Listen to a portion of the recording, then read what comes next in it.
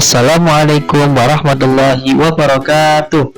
Kembali lagi dengan Pak Guru di pembelajaran tema 2, subtema 1, manfaat tumbuhan bagi kehidupan manusia.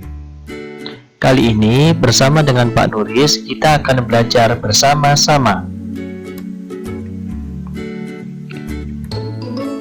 Hari ini kita akan belajar tentang tema 2, subtema 1, muatan bahasa Indonesia.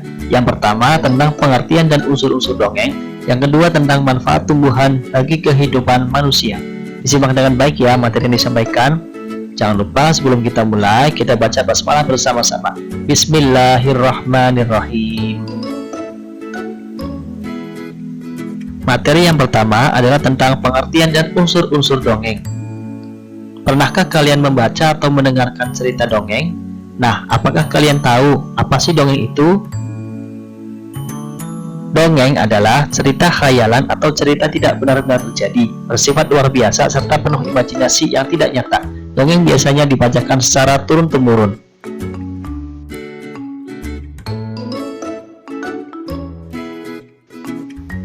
Fungsi dongeng. Fungsi dongeng adalah untuk menyampaikan ajaran moral atau pesan yang mendidik, kemudian untuk menghibur pembacanya.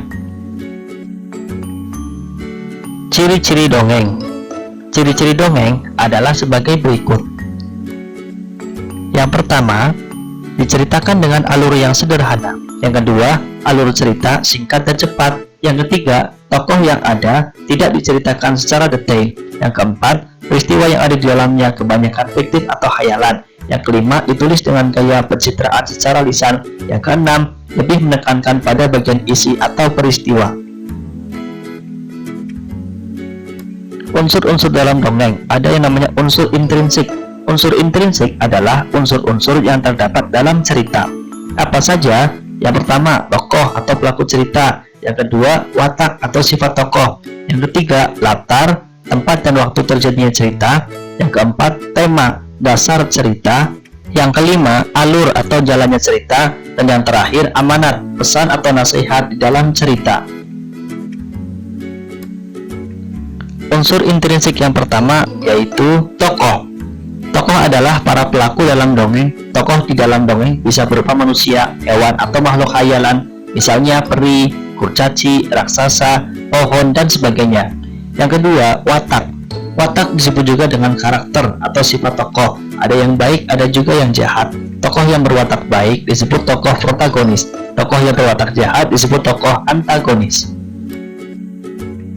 Selanjutnya ada latar, yaitu keterangan mengenai waktu, tempat, dan suasana dalam cerita. Latar tempat contohnya hutan, kerajaan. Latar waktu contohnya pagi, siang, malam. Latar suasana contohnya suasana mencekam, suasana cerah, dan lain-lain. Kemudian ada tema. Tema adalah dasar cerita atau ide utama yang mendasari sebuah cerita. Misalnya, cerita bertema kebahagiaan, persahabatan, atau keluarga, dan lain-lain. Unsur selanjutnya ada alur. Alur yaitu urutan peristiwa dalam cerita dongeng atau jalan cerita dari dongeng. Kemudian ada amanat. Amanat yaitu pesan yang disampaikan oleh penulis kepada pembaca atau pelajaran yang dapat diambil dari sebuah cerita atau dongeng. Pembahasan selanjutnya adalah tentang manfaat tumbuhan bagi kehidupan manusia. Manfaat tumbuhan.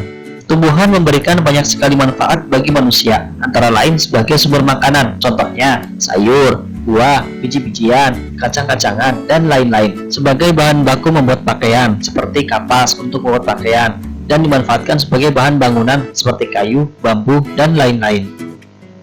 Manfaat tumbuhan yang pertama, tumbuhan sebagai sumber makanan. Kita dapat memakan batang, akar, bunga, daun, biji, dan buah dari tumbuhan. Kita memperoleh buah-buahan seperti apel, mangga, dan pisang dari tumbuhan. Selain itu, kita juga memperoleh sayur-sayuran. Kita dapat makan biji-bijian dari berbagai tumbuhan seperti padi dan gandum. Teh, kopi, dan gula juga berasal dari tumbuhan. Manfaat tumbuhan selanjutnya yaitu tumbuhan sebagai sumber bahan baku. Bunga seperti mawar, lili, dan melati dapat dibuat menjadi minyak wangi. Tumbuhan lidah buaya dan kumis kucing dapat dibuat obat-obatan. karet, kertas, dan lem juga berasal dari tumbuhan. Dapat dimanfaatkan juga sebagai bahan baku pakaian. Kita memperoleh serat dari tumbuhan, misalnya kapas. Kapas dipintal menjadi benang, benang ditenun menjadi kain. Kemudian, tumbuhan sebagai bahan bangunan atau furniture. Kita memperoleh kayu dari tumbuhan. Kayu digunakan sebagai bahan bangunan untuk membuat rumah dan kerangka atap rumah. Kayu juga digunakan untuk membuat meja, kursi, dan lemari. Selain yang sudah disebutkan sebelumnya, tumbuhan juga bermanfaat untuk membuat udara menjadi sejuk dari hasil fotosintesis tumbuhan. Pada siang hari, tumbuhan mengeluarkan oksigen yang membuat udara menjadi sejuk. Tumbuhan juga bisa menjadi tempat berteduh ketika matahari bersinar terik. Tumbuhan juga bisa sebagai pewarna alami, contohnya warna kuning dari kunyit, warna hijau dari daun suci, warna ungu dari buah naga, dan lain-lain.